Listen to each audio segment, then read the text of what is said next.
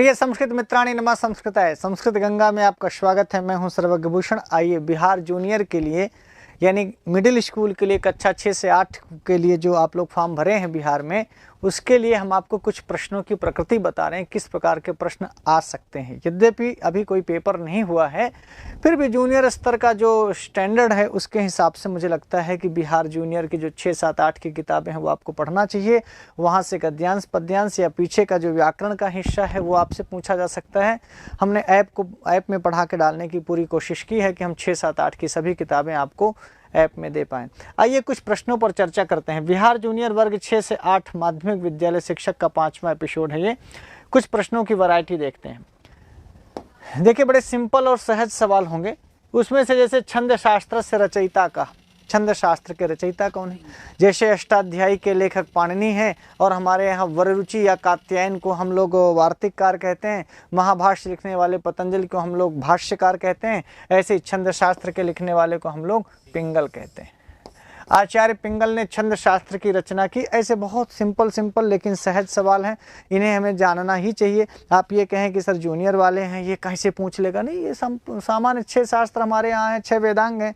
6 वेदांगों में एक वेदांग छंद वेदांग भी है। तो छंद शास्त्र के लेखक जो जैसे हमारे यहाँ सूत्र लिखने वाले पाणिनि हैं और कात्यायन क्या लिखे हैं भैया? पाणिनि के सूत्रों पर वार्तिक लिखे हैं और पाणिनि के ही सूत्रों और वार्तिकों पर पतंजलि ने भाष्य लिखा है। तो भैया छंद शास्त्र के लेखक पूछेगा, आपको पिंगल कहना है। क्या कहना है?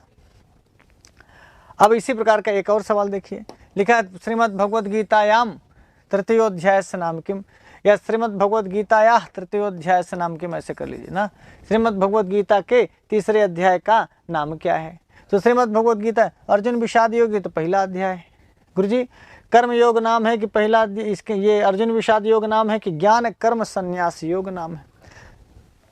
कर्म योग ना। दूसरा अध्याय का नाम है सांख्य योग। तीसरे अध्याय क्या नाम है? एकदम रटे बैठे हो?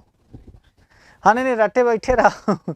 शुरुआत के कम से कम 2, 4, 5 अध्याय तो इम्पॉर्टेंट, जैसे विभूति योग कौन सा अध्याय है, नहीं विश्व रूप दर्शन योग कौन सा अध्याय है ना। तो श्रीमद् भगवद गीताया तृतीयोध्याय से नाम किम कर्मयोग, अब प्रथमोध्याय से नाम किम अर्जुन विषाद योग, राइट है।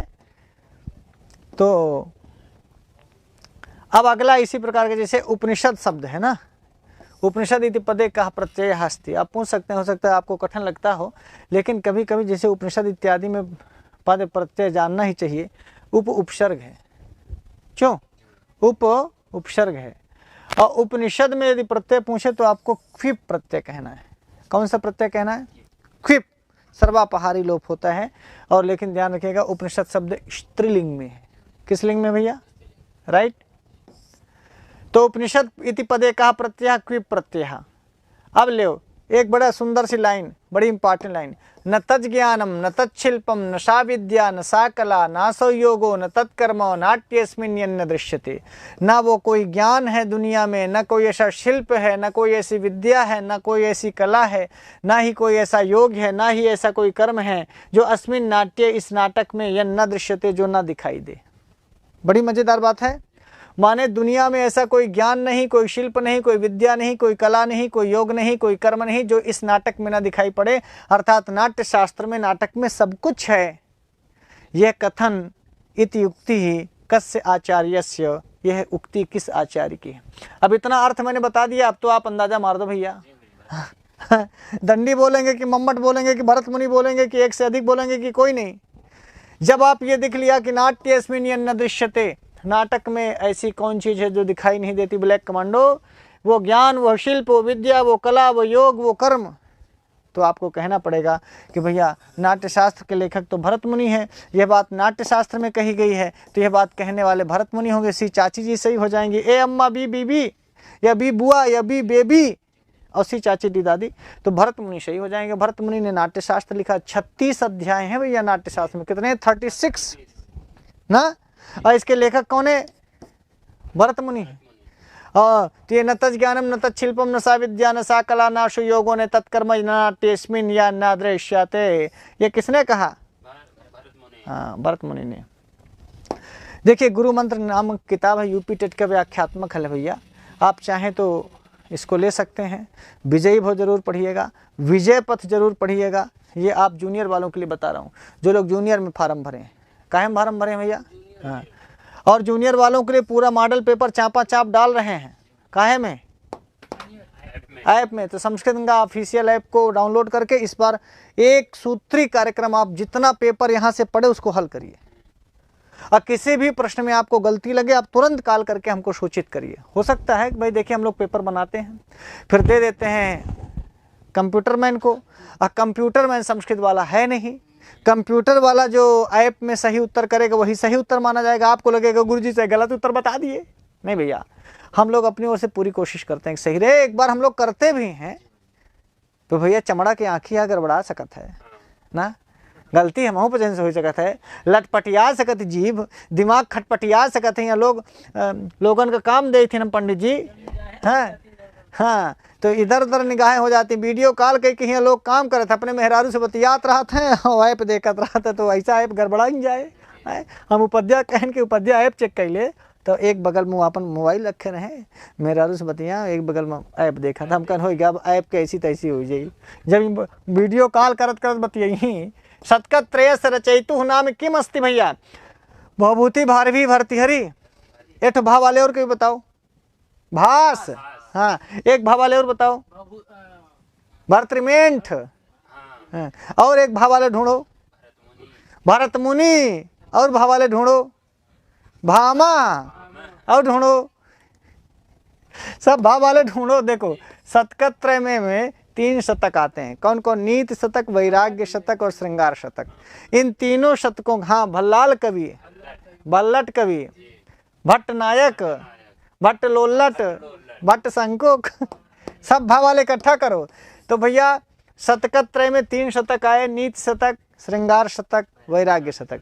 इन तीनों को मिला जुला के शतकत त्रय कहते हैं। शतकत त्रय कोई रचना नहीं है बल्कि 3 शतकों का समूह है। इन तीनों शतकों के समूह को मिला जुला के शतकत त्रय कह देते हैं। जैसे बृहत्त्रयी में 3 ग्रंथों का समूह है, ऐसे लघुत्रयी में 3 ग्रंथों का समूह है, ऐसे ही शतकत त्रय में 3 शतकों का समूह है। और वो तीनों शतक किसके हैं? भर्तृहरि के हैं। इसलिए श्री चाची जी सही हो जाएंगी। क्या आप भारवी की रचना बता सकते हैं? किरातार्जुनीय महाकाव्य 18 सर्गों का, अर्जुन उसके नायक हैं, द्रौपदी उसकी नायिका है, वीर रस का महाकाव्य। क्या आप भवभूति की कोई रचनाएं बता सकते हैं? उत्तर रामचरितम, महावीर चरितम, मालती माधवम, 3 नाटक लिखे, शुद्ध नाटककार हैं भवभूति। राइट। हाँ, तो सभी भा लोगों की चर्चा हो गई, लेकिन ध्यान रखना शतकत त्रय की चर्चा है, इसलिए भर्तृहरि सही हो जाएंगे। कोई दिक्कत? हाँ, आगे आइए 55 नंबर पे। 55 नंबर पे सवाल पूछा जा रहा है भैया, नीति शतक से मंगलाचरणे किम छंदा। अभी अभी नीति शतक के लेखक आपने भर्तृहरि को बताया ना।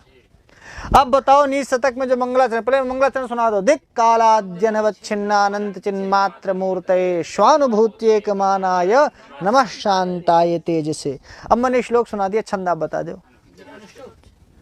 अनुष्टुप छंद है गुरुजी। अच्छा चलो वंशस्थ वाला मंगलाचरण कौन सुना दो? श्रिया कुरुणामधिपस्य पालनीं प्रजासु वृत्तिं यमयुंक्त वेदितुं शवर्णलिंगी विदितस्समाययो युधिष्ठिरं द्वैतवने वनेचरः।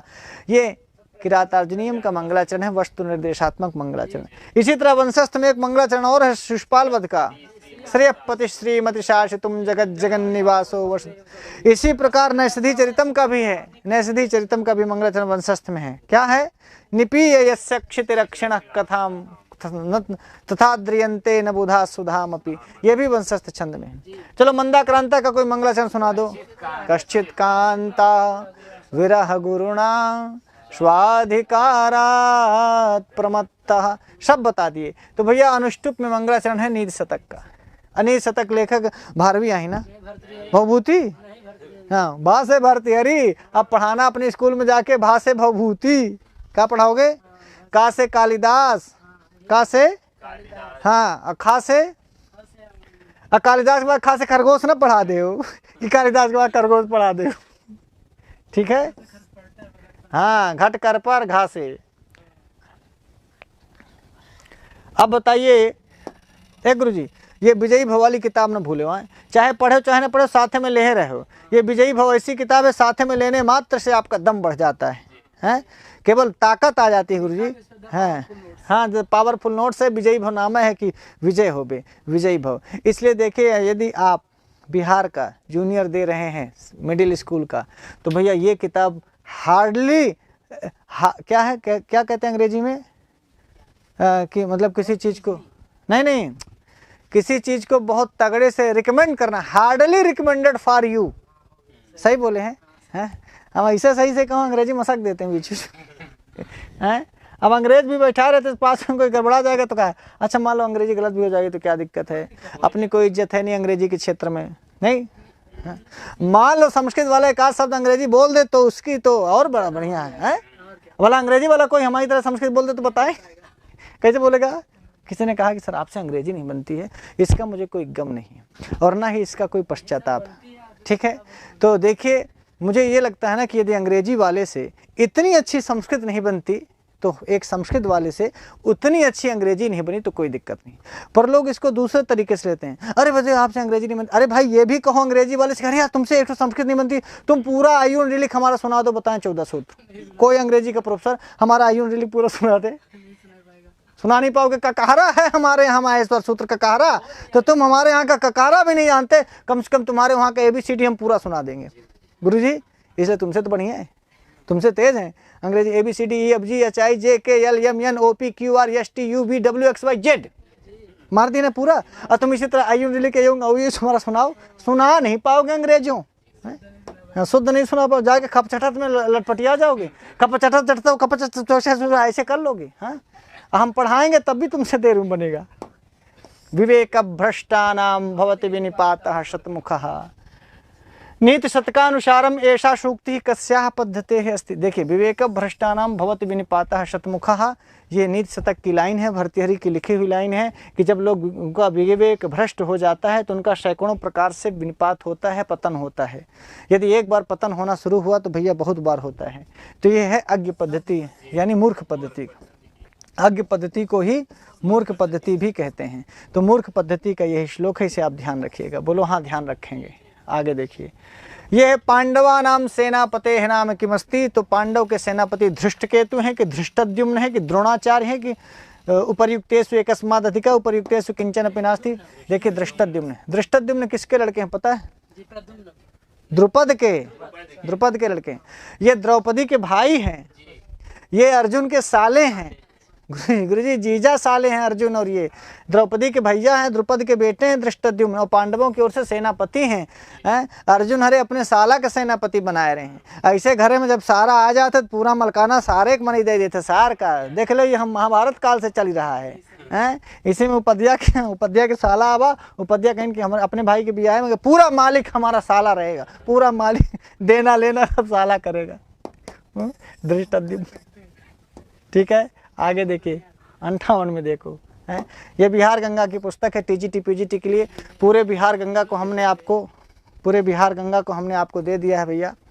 बिहार वाले गंगा नहाओ, और तू बिहार में पास हो जा, हम हो गंगा नहाई। हमारे तो बगले गंगा हैं, हमारे गंगा बनी, गंगा जमुना सरस्वती हैं, हम जाके संगम में डुबकी मारब तो है मास्टर हो के बाद है। हाँ आज द्विज है, जमुना स्नान करना चाहिए, भाई दूज है, सभी को बहुत बहुत शुभकामनाएं। भगवद गीता या मुख्य रूपेण किम छंदः प्रयुक्तम। तो भगवद गीता मुख्य रूपेण अनुष्टुप ही है, मंदा क्रांता कहाँ है नहीं, शिखरणी कहाँ है नहीं, तो ये तो एकदम साफ साफ है। पहला श्लोक सुना दो गीता का भैया, चलो। धर्म क्षेत्रे कुरुक्षेत्रे समवेताय युत्सवः मामका पांडवाश्चैव किम कुर्वत संजय। धृतराष्ट्र बोलते वाह उपध्या वाह, पास हो जाओगे लगता है। भगवद गीता का पहला श्लोक आपसे सुन लेगा इंटरव्यू में, मार दे झक मुझे। आगे मेघदूतानुसारम संतप्तानाम त्वमश शरणम अस्मिन् श्लोकान से त्वम पदेन बोधा भवति। देखिए मेघदूत में कहा गया कि संतप्तों के लिए, जो पीड़ित हैं उनके लिए तुम ही शरण हो। यह बात यक्ष कहता है मेघ से।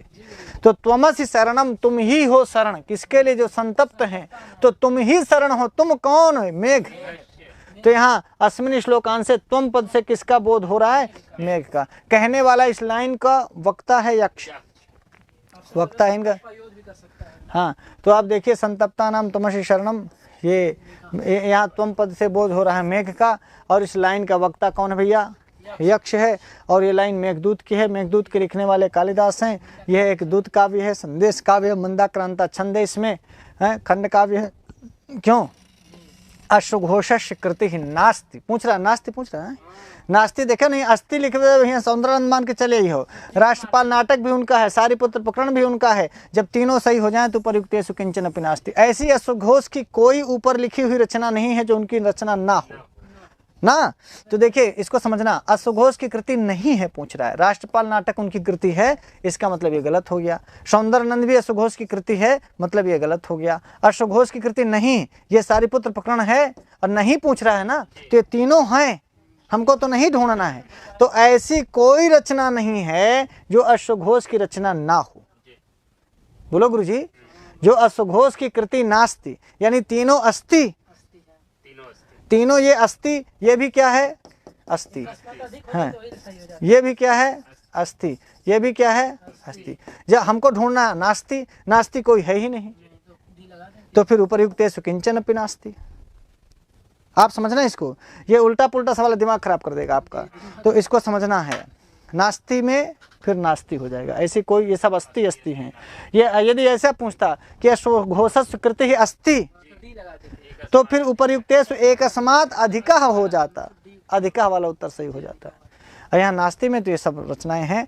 तो मित्रों मैं आपको बता दूं, बार बार बता दूं, 1000 बार बता दूं, आज इतने पढ़ो। और देखो 4 किताबें हैं आपके, ये वाली विजय पथ, विजयी भव, गुरु मंत्र, अजय जूनियर।